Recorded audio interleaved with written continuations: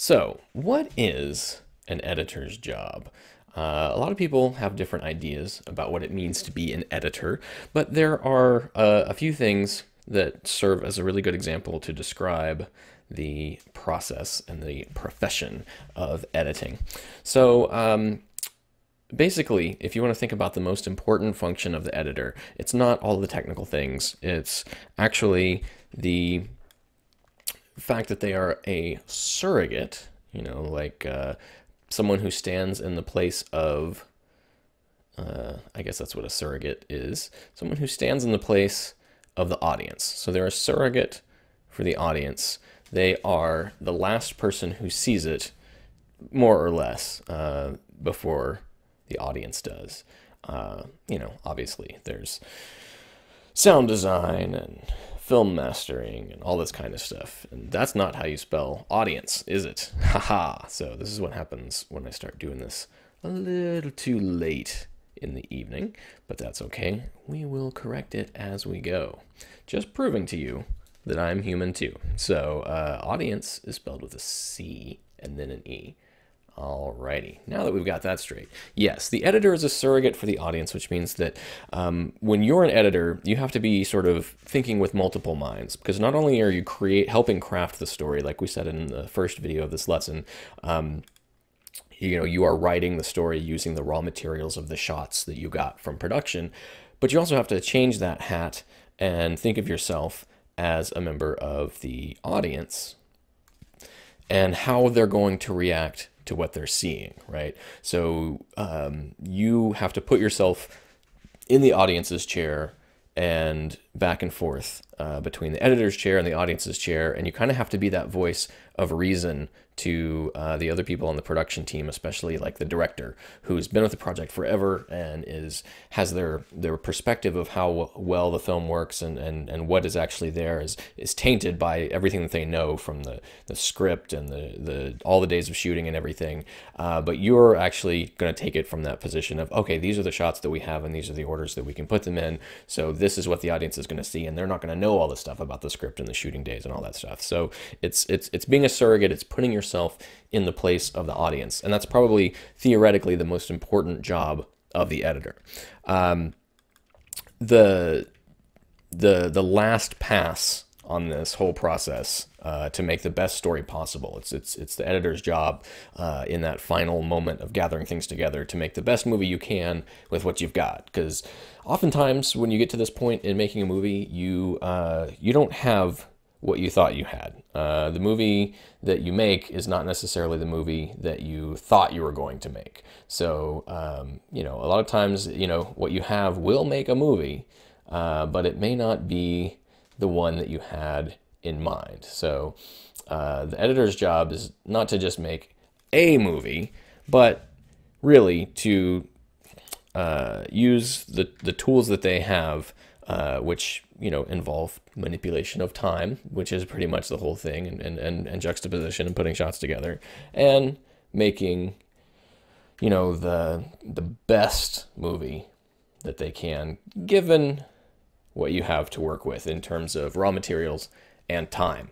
Time is often one of those factors that is forgotten about when it comes to editing. They'll spend months writing and shooting a video and then say, hey, we need to turn this around real quick. Let's just put the pieces together. And people think of it sometimes as a technical job rather than a creative job. And they don't give it the right amount of time that it takes to carefully craft something. So as an editor, part of your job is letting the rest of the production team know how valuable giving you time is, because you can't examine all the possibilities and do a whole lot of that flip-flopping back and forth of being a content creator and the audience. You don't have time for that if they don't give it to you. So once again, time rears its ugly head in the world of editing. But yeah, it's also, you having to realize what you've got and being honest about that. The other thing that editors are known for is this terrible idea, which is almost as terrible as my illustration here, of being what we call, that's right, baby killers, right? So this is the reputation, and this is actually an important skill of an editor, is to be able to murder children. And by children and babies, of course, we don't mean actual real infants, but we do mean things that are valuable to the filmmaker that are like their babies. So the writer director, usually will have certain scenes or characters or situations or stuff that they really loved, but maybe they didn't work out so well when they got shot. Maybe the location didn't work, or it just didn't, performance-wise, really pan out. So that's their baby. They feel really strongly and they feel protective of it, and it's very valuable to them. And as an editor, you have to come in and say, you know what, we can't leave this here because it's going to be bad for the movie. So we're going to have to murder that. We're going to have to kill your baby. And it's not easy to do, but, when you end up working with somebody that you trust, and if you put it in the phrasing of, this is what's going to make for the best movie, and for the audience, and that's what matters, then people will start to come around.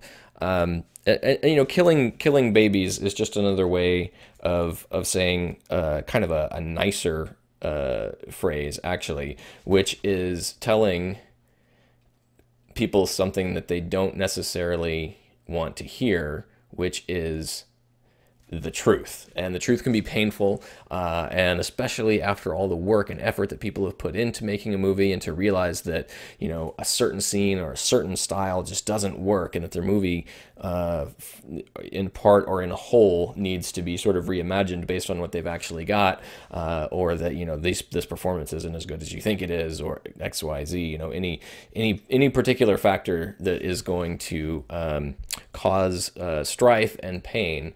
And the truth of the matter is that truth hurts. And so to be a good editor, you need to be brave. You need to have the courage to tell people things that they don't necessarily want to hear. But the thing that backs all that up, and the quality that makes for a really good editor, is that they have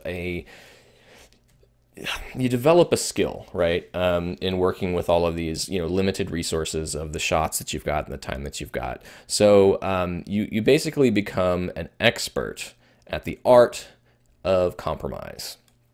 And that is a really useful skill, not only in filmmaking, but in any kind of enterprise that you're going to be dealing with other people, especially people with opinions and passion and deadlines and all these other things that have to be worked with. I mean, the editors are oftentimes the people who are put under the most stress, because no matter what hasn't worked up until that point, you're out of time, you're out of money, you're at the end of the process, and the filmmaker just wants it to work. And so, all that stress of making it come together, because they are sort of the end of the line in terms of crafting the story, a lot of that stress can be put on the editors, and that can make people really cranky, and it can make for a sort of a terrible experience. So what you need to come up with is this ability to imagine compromises that will make everybody, if not happy, at least sort of able to accept and move on. So you're kind of a counselor in sort of a way. That's one of the jobs of the editor, is to kind of talk the director down sometimes, and let them know that while what they're trying to do might not be exactly what they end up with, but you can compromise. You can say, hey, look, I can do this, I can do that. There's a couple of different options that we have here, and this is how it can turn out okay. So really, it does sort of boil down to being not exactly a psychotherapist, but you're dealing with emotions, you're dealing with people, you're dealing with sort of like sometimes coming in and either saving something or adding another great layer to it.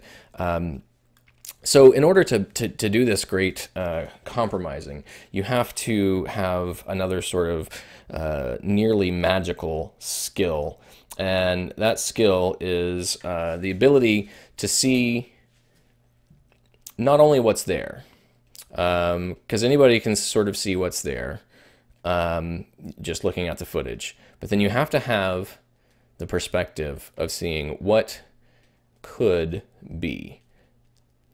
Which, this is good news, because this is the entire, if you had to sort of sum up what is an artist do, is they see what could be. They don't just look at the world and say, okay, that is how things are. They say, oh, you know what? I imagine that this other thing could exist and it would be even better, and I could make that thing and I could show it to people, or I could make people listen to it or whatever. So if you're in the realm of art and production and all of these things, then you're already doing this. You already have a sense of seeing what could be, and not just what is. But this is one of the particular muscles that an editor gets to flex all the time, because whereas the particular straightforward preconceived idea of how to put the footage together can be followed sort of in a mechanical sense, the process of sort of making the most of what's there, it's kind of like going to a sort of a barren kitchen cupboard and taking a couple of elements out of it and making a gourmet meal, right? So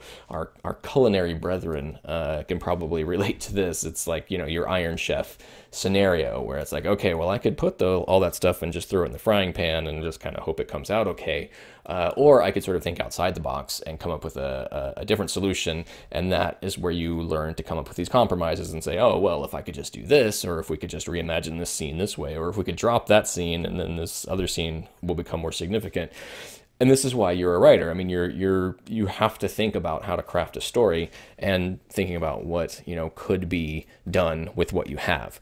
So that's the sort of lofty description of what an editor's job is, and it's important to sort of think of yourself and realize what your role is, because it's very easy in any realm of production, whether you're the writer or an illustrator or a production designer or gaffer, grip, cinematographer, whatever.